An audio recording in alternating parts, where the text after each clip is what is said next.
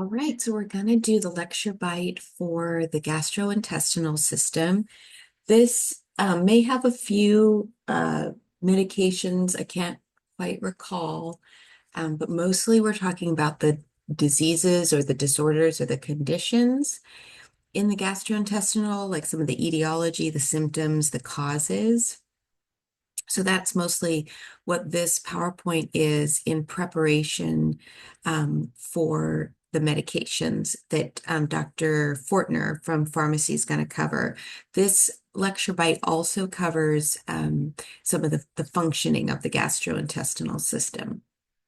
So we have objectives to explain the main functions of the GI system, identify the main organs and accessory organs of the GI system, explain the role of the liver, gallbladder, and pancreas, and as they relate to digestion, explain the function of each cell in the gastric mucosa, discuss pathology related to the GI systems, including GERD, peptic ulcer disease, IBD, or inflammatory bowel disease, or IBS, inflammatory bowel, irritable bowel syndrome.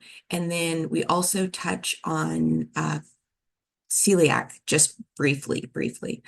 Um, Okay, so steps in digestion. So the GI tract is essentially a disassembly line. So the food we eat has to be broken down into smaller and smaller pieces so that the body can utilize all the little elements of the food to get the nutrition and whatnot. So we basically take something with lots of different component parts that we need for various body system functions, and it gets broken down, so that it can be useful. It gets broken down initially in the mouth with saliva and our teeth, and enzymes in the saliva, and then it just further gets broken down as it goes through. So we will think this is like very brief overview of a few elements of the digestion process. When we eat, for the most part, we're eating carbohydrates, proteins, and lipids. Those carbohydrates break down further to disaccharides and then monosaccharides. Proteins break down to peptides and then amino acids. And then lipids break down to diglycerides and then monoglycerides and fatty acids. And so different elements in the body are going to break down, different organs sort of play larger roles in breaking down all those different component parts for nutrition. So the function of the GI tract, it's responsible for the intake, the digestion of food, the absorption of nutrients, and then, of course, the elimination of the waste after all of the nutrients and everything that's good has been sort of extracted from the food we ate, and then we eliminate the waste. So it starts with the mouth, the tongue, the saliva, the teeth, includes the pharynx, the esophagus, the stomach, of course, the small intestine, which includes the duodenum, which is the primary place that nutrients are absorbed, and then the jejunum, the ileum, then there's the large intestine, the colon, and the rectum. And this is just a link that kind of goes over the same thing. Sometimes I like to add different explanations through various links, so you can click on that and see what that contains. And then this is just sort of an overview of the whole GI tract.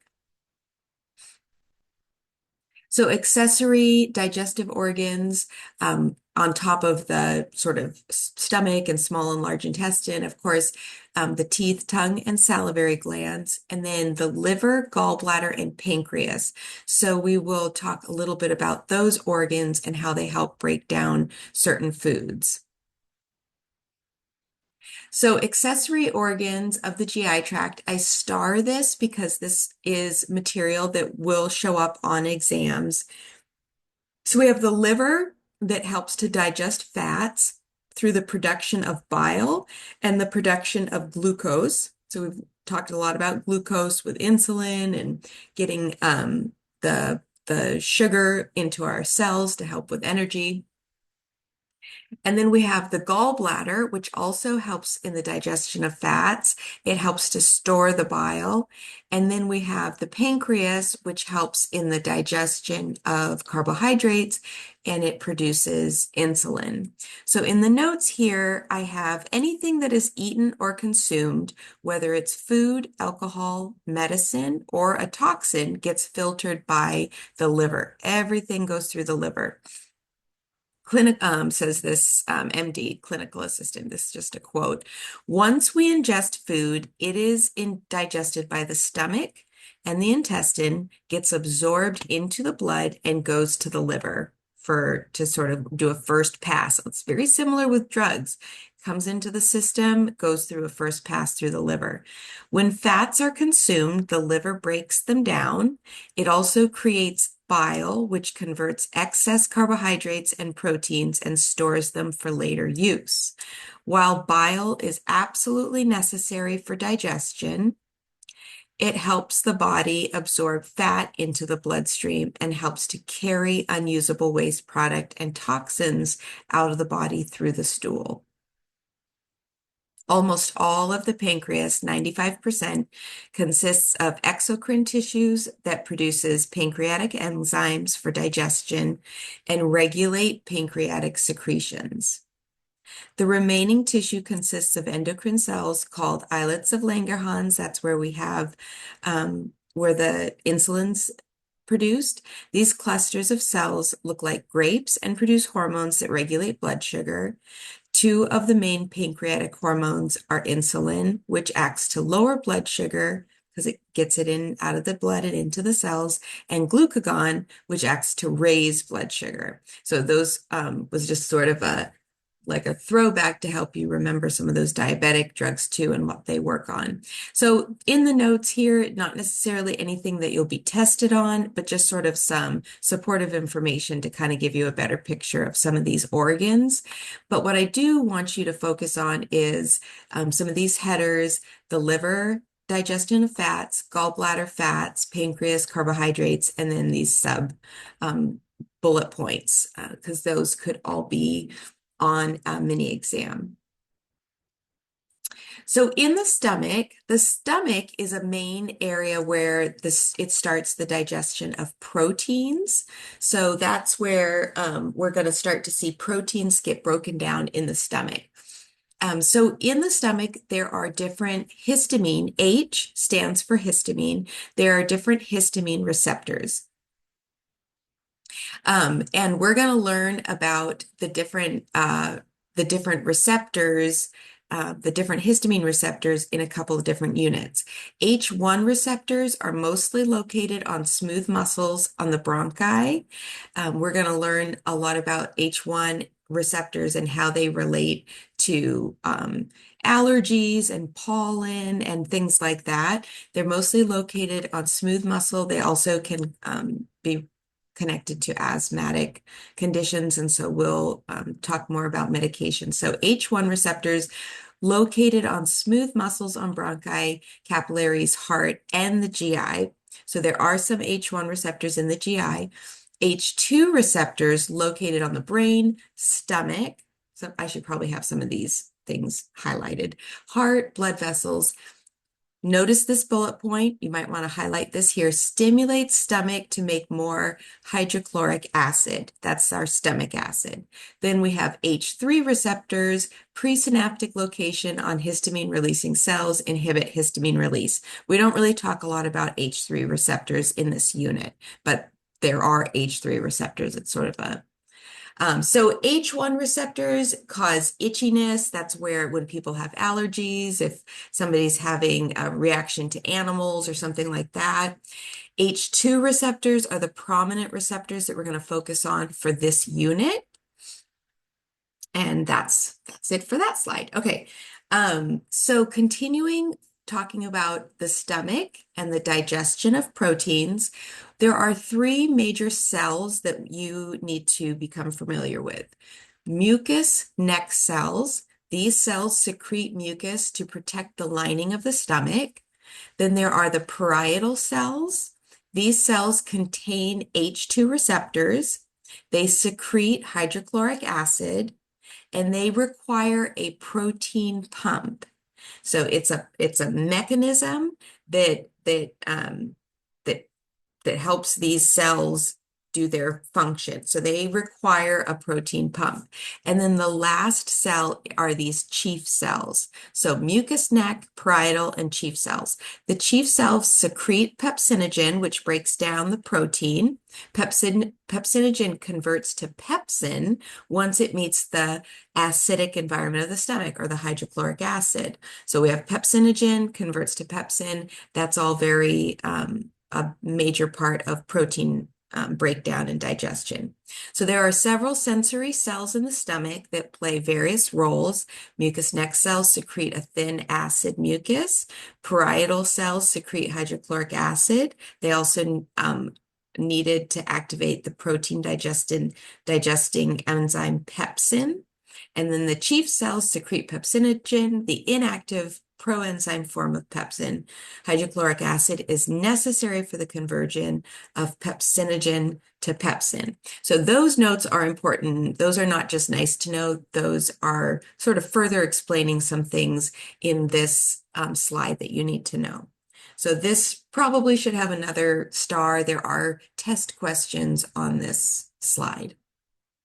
All right, so still in the stomach and the digestion of proteins, we have the histamine release, the parietal cells secrete hydrochloric acid, the pepsinogen is secreted from the chief cells and then is converted to pepsin due to the hydrochloric acid, and that's how we're getting this breakdown of protein in the stomach.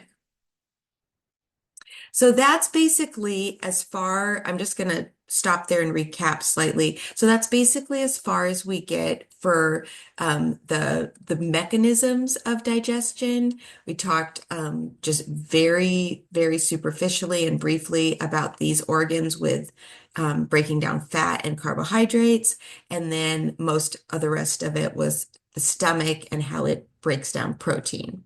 So that's mostly what the rest of these slides are. Okay, so now we're going to talk pathology and conditions and diseases of the GI system.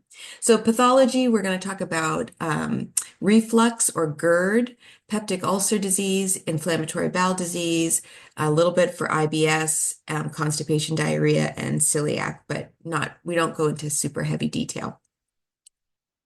Okay, GERD is probably the most prevalent one, so we spend the most time. It's the most common chronic disease of the upper gastrointestinal tract. Reflux is a backing up of the gastric content through the cardiac sphincter. And so that content and acid comes into the esophagus and it hurts, it burns. If it's really bad, it can make someone feel like they're having a heart attack. It's the most common complaint or symptom is heartburn, both for the individual. May also complain of epigastric pain or pain in their stomach. It's the most common chronic condition of the upper respiratory tract, is what I thought I was saying at first, but then I changed it. So very common. A lot of people experience this after spicy meals, after a big heavy meal. Some people have genetic predisposition to it. If they may have a weaker sphincter, cardiac sphincter, and then if they lay back, lay down, go to sleep, lay back in the dental chair, gravity is not their friend, and so they don't have that gravity helping them to pull everything down into the stomach. If they lay back, it kind of makes it easier for it to go back up into the esophagus. Risk factor for GERD: alcohol, smoking, spicy foods, medications, NSAIDs, aspirin and NSAIDs, calcium channel blockers. What kind of a medication does that treat? Give you a second. High blood pressure. Tetracycline. What kind of a drug is tetracycline? Antibiotic. And then we have I feel like that's spelled wrong. Oh, I think this is spelled wrong. Aldondronate. It's Fosamax. It's Boniva or Fosamax. Those are bisphosphonate drugs, and they treat osteoporosis. And we talk about those a little bit later. Okay, treatment for GERD, that's going to be with our guest speaker, but a lot of times it can be as simple as lifestyle changes, change in diet, eliminate the foods that aggravate the GERD, losing weight, sleeping with an elevated pillow, exercise, um, eating smaller meals, spacing out smaller meals, not like big heavy meals, and stop eating 4 hours prior to going to bed. Those all help a lot with GERD. And then, of course, there's medications. One of the major dental manifestations that we have to be aware of is erosion. So see these cupping of the cusps. This is all caused from erosion or kind of a constant acidic environment in the mouth. Also, we can see it on the backs of the anterior teeth. And as it thins the enamel, we start to see chipping of the incisal edge. And so people's teeth can appear shorter over time. Also, if they clench and grind on top of that, that's extra wear.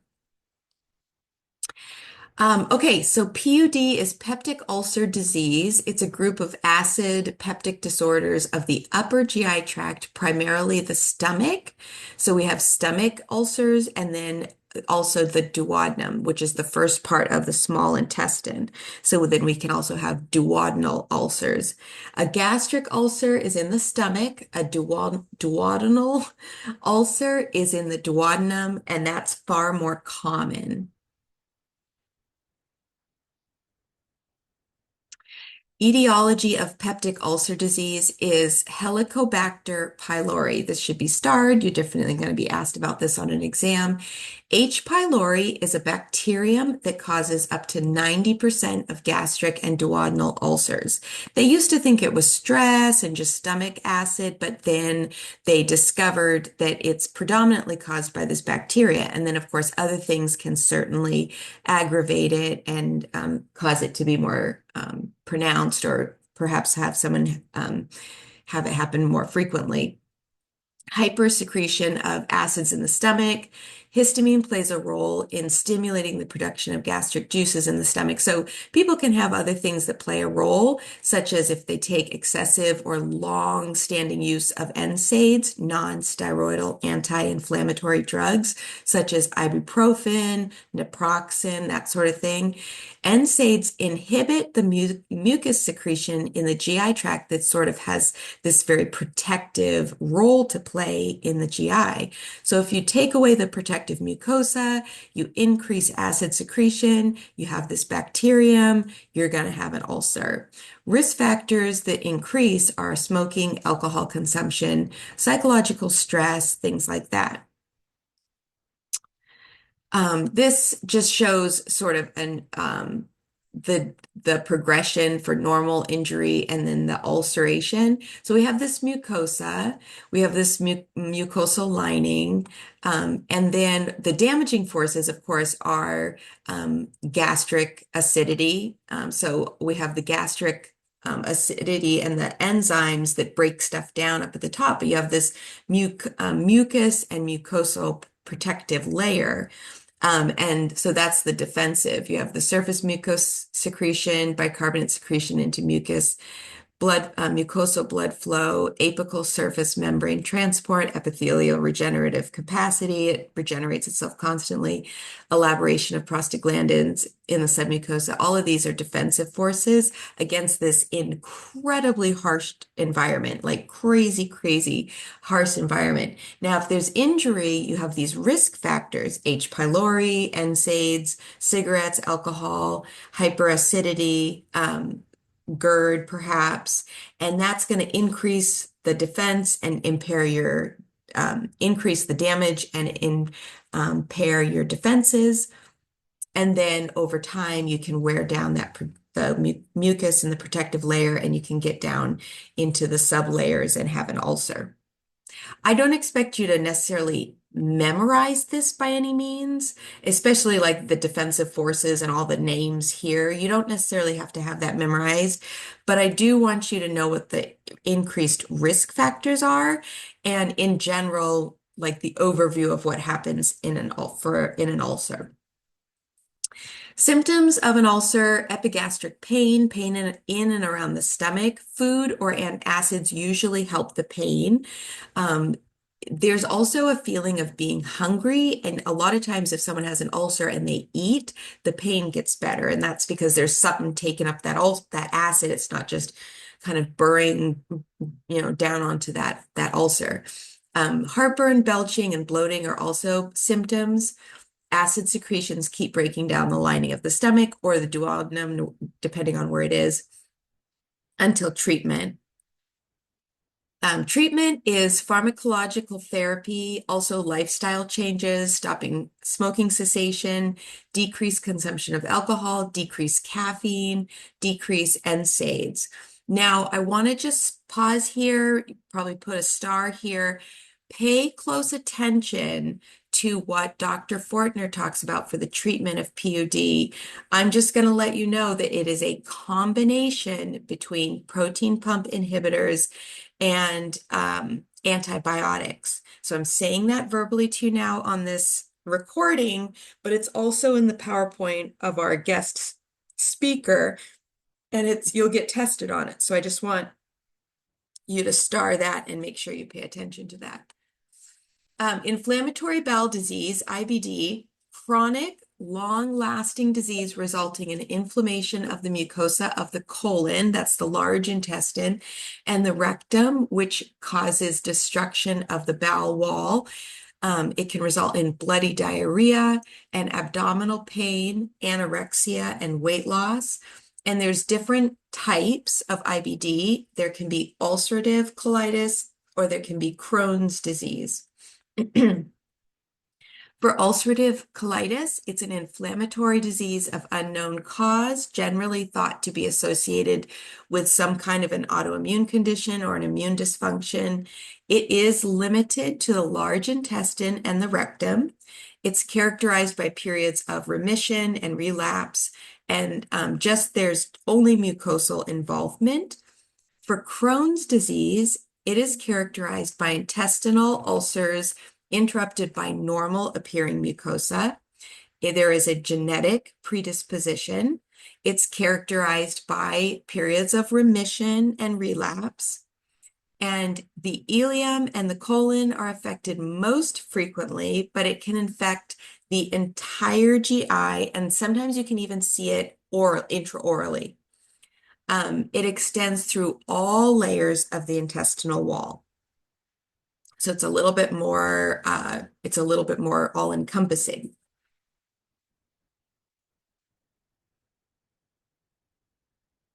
Um, Treatment for ulcerative colitis and Crohn's. I'm not going to go into pharmacological therapies, and I don't believe that our guest does either. It's a large category, but in general, I would like you to know that the categories are anti-inflammatory drugs, immunosuppressants, corticosteroids, and then there's other things that might be addressing symptoms like antidiarrheals, antispasmodics, different things like that. So there's a large group of medications that could be used for these to treat these. And sometimes surgery is also involved.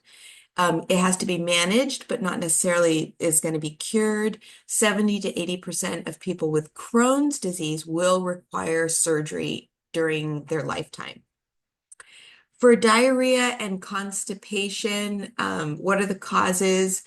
For diarrhea, there's food intolerance, viral infection, stress, medications. Which medications have we learned about?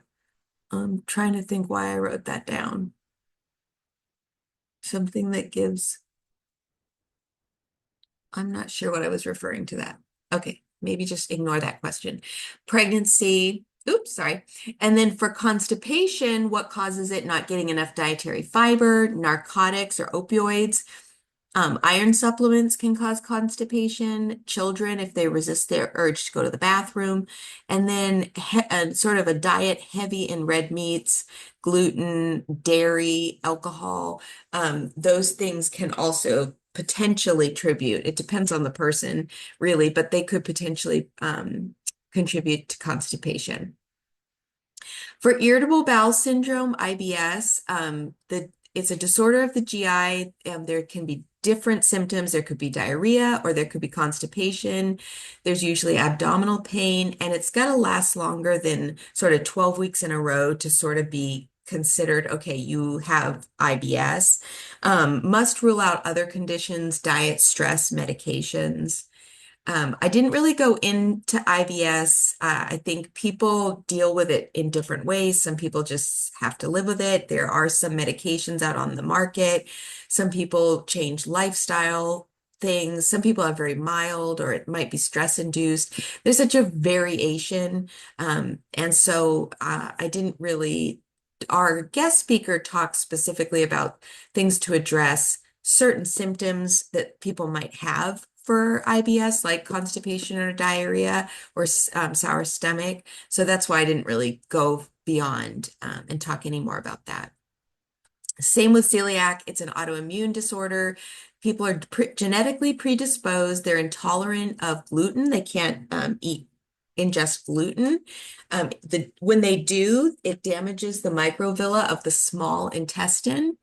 They are diagnosed through blood tests, and the only treatment is to avoid gluten. They just cannot eat gluten in their diet, and they have to be careful with anything that's processed around gluten or anything like that. A few important considerations to just highlight. NSAIDs and aspirin can exacerbate PUD and GERD. Acetaminophen could be a substitute if somebody can't tolerate the NSAIDs or aspirin. Patients with gastrointestinal disorders may require a semi-supine position in the dental chair, because remember, if they lay flat, it might worsen their GERD. Evaluate patients with GERD for tooth enamel erosion and an altered sense of taste, and refer them to their primary care physician to follow up if they don't say that they have GERD. Because they might have it and not know it. Some drugs can cause xerostomia. Patients should be encouraged to maintain good oral hygiene, drink plenty of water. Patients should avoid caffeinated and alcohol-containing beverages or mouth rinses because they can exacerbate dry mouth. So that is it for the overview of the GI, to prep you for when we have our guest speaker to talk about the different medications and the receptors that they work on and how those medications function and their side effects.